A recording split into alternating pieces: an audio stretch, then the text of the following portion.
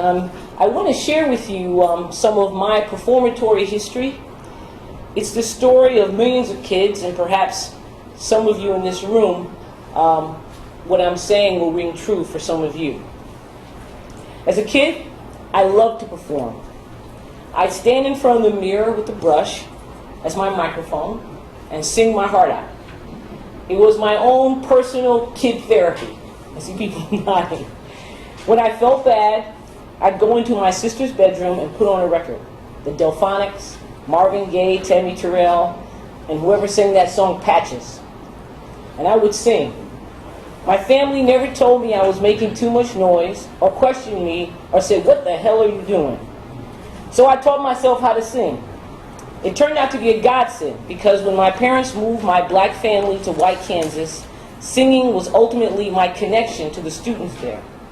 Before we discovered that performatory connection, all we did was fight. When I think about it, I never had a conversation with any of my white peers about what it was like growing up black in St. Louis, or what is it like to be white in Kansas. I'm convinced that people don't transform who they are or their relationships by simply being asked to consider cognitively alternative sets of ideas. My relationship with my white peers at Trevors Junior High School in Shawnee, Kansas, transformed because we found a way to create something together, a performance of a song, a play. I was in love with the theater by the time I got to high school. I was president of my drama club my junior and senior year. I loved everything about the theater, the smell of it, the dirt of it. I loved building sets and performing. By the time I got to college, I attended the University of Kansas. I majored in theater. Those were the only classes I really took seriously. The theater was my cathedral. Sometimes I would just go in the theater and sit and look at the stage and imagine all the possibilities. Fast forward a few years. After I barely graduated from college, I decided to become a political organizer. I came to New York to work for and learn more about the independent political movement, and hopefully to get involved in the newly formed Political Castile Theater. Funny thing happened on my way to becoming a political organizer. I had to become even more performatory. You see, I had organized politically before I met the independent movement, but everything I had done had been on the college campus. I had never worked in the black community. The independent movement took me off the campus and into the poor black community of Kansas City, and then on to Omaha, Nebraska, and then to Colorado, and then to Seattle, and then I came to New York. But in those first days working in Kansas City, we stood out in front of stores, and we stopped people, and we asked them to sign a petition to put an independent black candidate on the ballot for president. That was in 1984. I loved doing it for the first hour. Then I hated it. Fast forward a few more years. After coming to New York, I very soon became one of the people who helped to pioneer the All-Stars fundraising work. We knocked on 100 doors a night. 10 people might open their door, and maybe 5 would give money. The only way to do this work day in and day out, and then to also go out on the streets often and stop people and ask for their support, we had to perform. Organizing political campaigns, producing an all-stars talent show, organizing a meeting, doing a speaking engagement at a public school to an auditorium full of students is all about people creating things through conversation, performing. You can't be focused on having the correct position or the right position or even how you feel. You have to be focused on what you are building with the other. When I was younger, I was much more focused on being right and how I felt. In 1989, Fred Newman wrote in Stono, a cultural journal, that in a world so totally alienated as ours, doing anything even approaching living requires that we perform. To be natural in bourgeois society is to be dead in life. Unnaturalness is required if we are to live at all. This was one of the first articulations in print of the performatory approach that had been evolving throughout the 80s within our unorthodox Marxist movement that Fred Newman was and still is leading. Performance is usually associated with theater and film and television. It's only on stage and screen where we are allowed to be other than ourselves. The realization that performing can also take place off stage in all aspects of daily life, and that you can create a stage anywhere, gave us postmodern Marxists a way out of the trap of ideology, a way out of knowing. Performance is the human capacity to simultaneously be who we are and who we are not, who we are becoming. Performance allows us to go beyond what we already know and create new things together. Babies and little children learn language and other skills through performing. When you think about it, it's much harder for people to learn when we get older. What I think young people really love about the All-Stars is that it's not like school. For the most part, at school, young people are mostly with kids who are the same age and from the same community, and they stay in the same place all day. At the All-Stars, we have created a place where young people can grow and develop, where they can learn about the world and meet people who are different from them, where they can experience new things. That's what we do at the All-Stars. We teach young people the tools of performance, which helps them to grow and develop. And if you aren't developing and growing, you can't learn.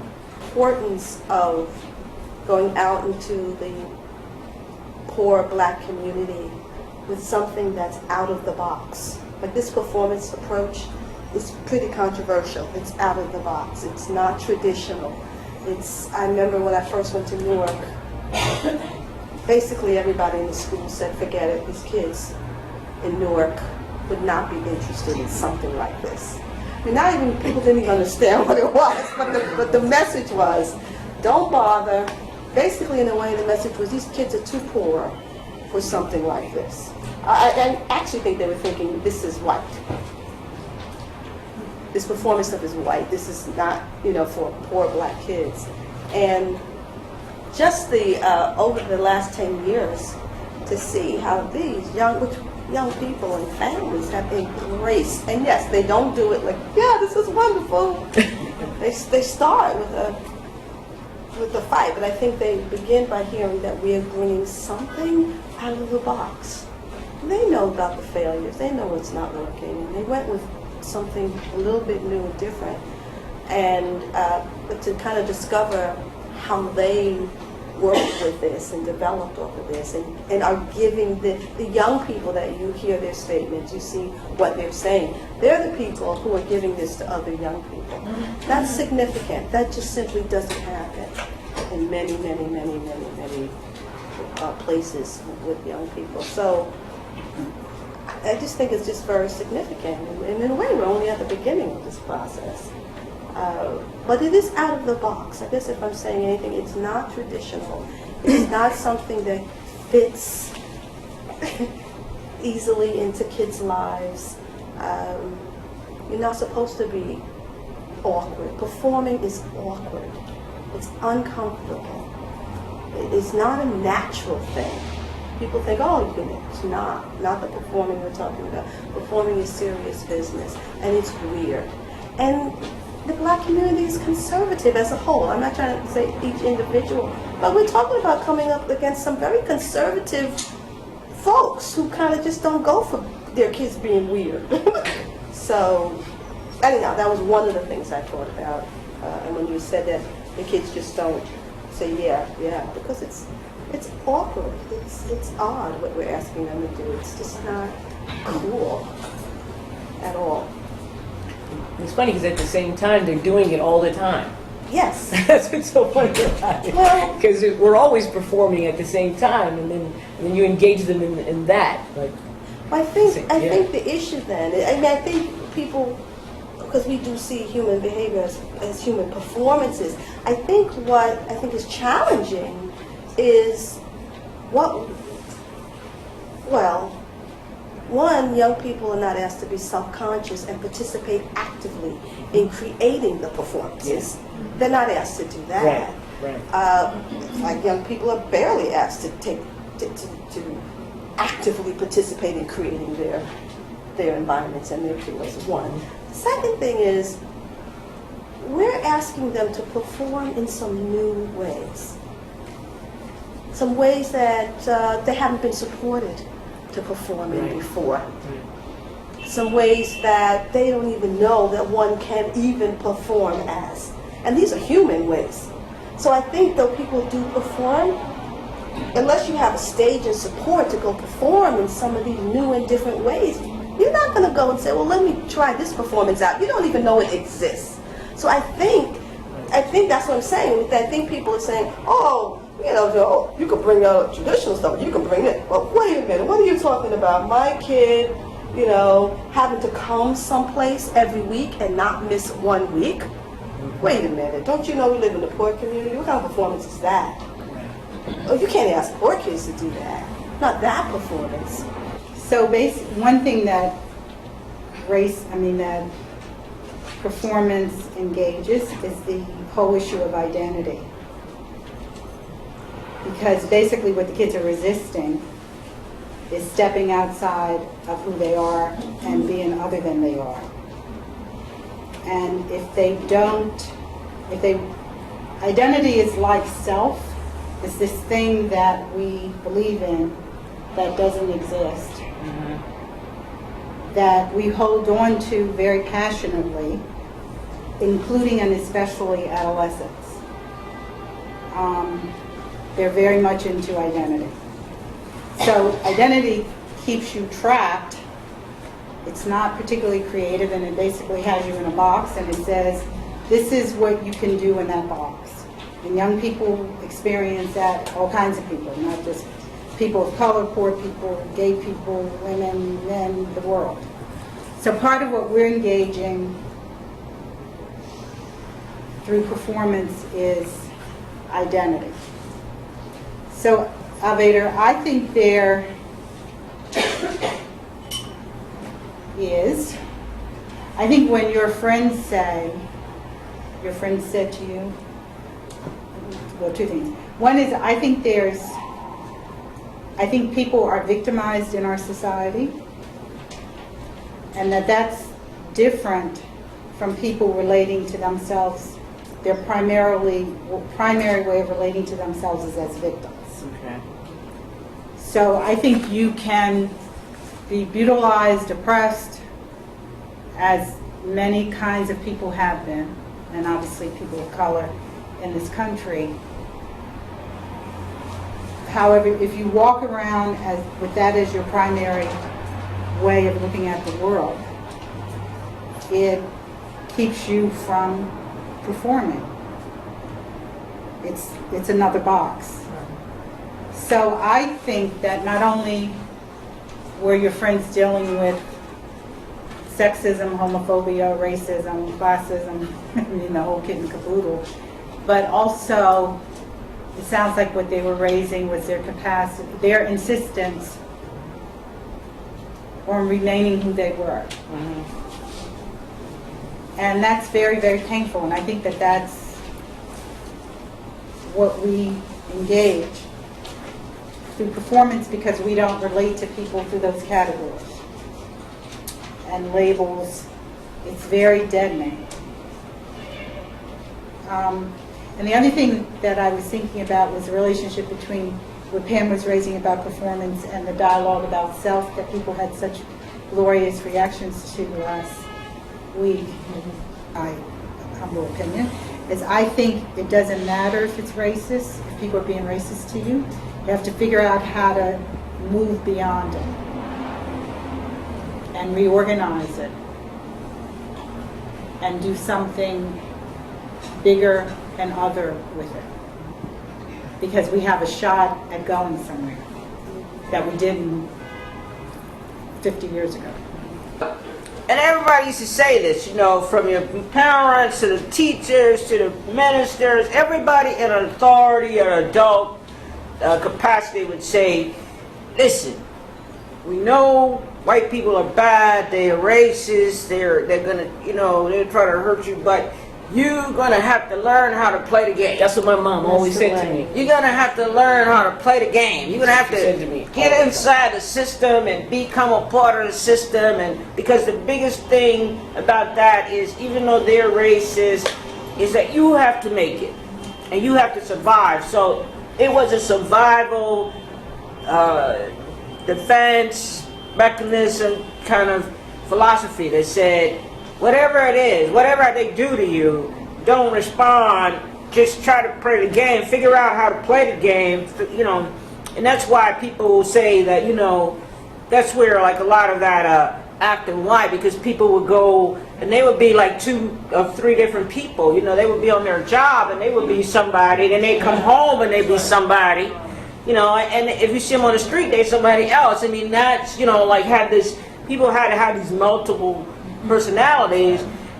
I don't have that much history on the All-Stars, but what I see and what I gather is that you don't have to have the exceptional child. See, because most of us, my kid went to music, you know what? And you had to dance your way, you know, like, hit it! You know, because I said that she's been a dancer and a performer all night, so you must accept her. You know, and when you said we're conservative by nature, and that does put us in that box. You know, and I think of myself, I always wanted to sing and dance. I live vicariously through my children. You know, one is, you know, the teacher, the DJ, and the daughter's a singer. But if you didn't have that exceptional, then you weren't chosen. Whereas you guys, you're taking, you know what, the ordinary. That's right. I want to join. I'm the ordinary. I want to be down. The conversation we were having earlier about racism, about people learning how to do new performances in response to people who are actually being racist to you. So what do you make of that? Or homophobic or sexist or whatever? I think that because of racism, well, because of slavery, of course, they took so much from us during slavery that, and we had to perform at that time to definitely be who we were not. That, and you know, and our parents, and I go back to what our baby said, I think, that, you know, our parents said, play the game. You know, so we came out of slavery, now our parents saying, play the game, play the game. I remember my parents saying, play, you know, learn to play the game, which was important to me, just to move along in life. And, you know, just to tie it all together, you know, and back in the day, you know, people that performed, it was called performery. Mm-hmm. So it wasn't a nice thing to do, to perform. Mm. However, I do believe that performance is the way to development. Since, you know, the only reason why I brought up performance in slavery, because we had to do that then. And I think that was a negative thing about performing for black people. So it's hard for them to, once they think they know who they are, for them to step out of it. One thing I would say about Obama that I really love about him is that whenever I see him or hear him, I know he's performing. And I know he's been doing it for a long, self-consciously, for a long time. I mean, you know, Lenore was making a speech at a conference recently, and she said, you know, I ran for president in 1988, but I didn't think about running for president when I was 6 years old. But I think Barack, or something to the effect, Barack Obama did. Right, you know. and so one thing I love about him is that he is, you can look at him and say whatever, but you know that the man is performing and he's giving it his best performance every time he comes to the bat, and every time he stands up to the mic. And people, our people, many people, all kinds of people, not just black people, but all kinds of people to see that, and all kind of people I think now are thinking, well, if he can perform like that, what can I do?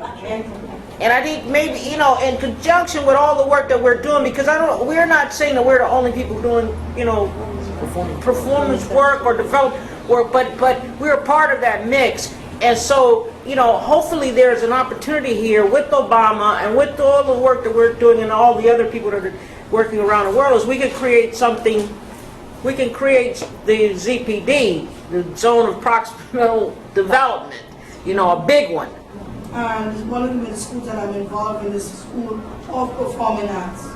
It's the only school in the district that did not go into correction.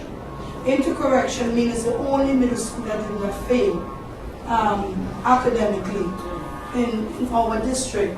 And we are still trying to figure out, because we do have winter concerts, we have spring concerts. And in those concerts, we actually have children. Every play that comes out on Broadway, they perform. They have where they have the chorus, and for the whole school year, there's training and practicing taking place for this performance that takes place twice a year.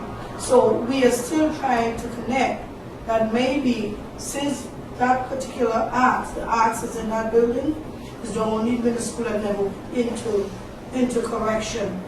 Specifically around Barack Obama's win. You know, there's been a lot of interesting conversations going on the floors. And, you know, I'm there, you know, listening to these conversations, and a lot of times people are trying to lure me into these conversations too. You know, they say very provocative things, and, you know, they kind of wonder where I stand on these things. You know, they'll send me emails, you know, that economists are saying this and people are saying that, and, you know, and I find it really hard, you know, in those environments. Like, you know, how do you respond? You know, how do you not necessarily get lured in, but feeling sometimes that you want to get lured in because, you know, you feel like you know, you want to have something to say and you don't necessarily know how far to go or not to go. And, So is your assumption that they're anti-Obama and is that why you're using the word or? well, they are definitely coming from that vantage point, it's pretty clear. We should thank them, because one of the best things about Obama's election is that white Americans voted for him. Like you didn't, it's not like black people just did this, or you would not have won. Right. So you should, I don't know, take them some champagne, and regardless of what their performance is, that's a big to-do. And, you know, and cookies. And say, this is my response. This is, to me, I mean, what's so moving about that is that white people in this country, a lot of them were independents, led it at the forefront, went to polls, and voted for the first black president. So in some ways, your response is old, because you're acting like a victim. And you don't have to do that. You can make another kind of statement because it has already been made for you in a way. And you can be giving. Just because people act like jerks, whether they're white or black, and this is a hard thing to learn, you don't have to, you can choose how you respond to them. And one of the ways that we've discovered, which has been growthful, is to be giving. There's one thing that makes me feel good about the All-Stars and about social therapy is that I don't have to be right all the time. I don't have to have this rightness. I don't have to be perfect. Okay, I can perform. One of the reasons why I took this class is because I know all of you, and I know you all to be leaders. And the one thing that I hear over and over in the class, that you are putting demand on us and pushing us to go outside the box, to do differently, to think differently, and to possibly go that little bit far outside yourself. Because I know that your lives haven't been easy. You've been giving us your history, and I love learning about it. But the one thing that stands out to me the most is how you continue to do so and put yourself in harm's way. And then you ask us, stand with me, and let's grow this place. And will we take that step to, even with the fear, to build our communities and to be there and to keep giving us, creating this space, this ZPD, so that our children have that. And I just want to say thank you, and I want to challenge us to say, can we step up to the plate with them, even though we don't know what the hell we're doing.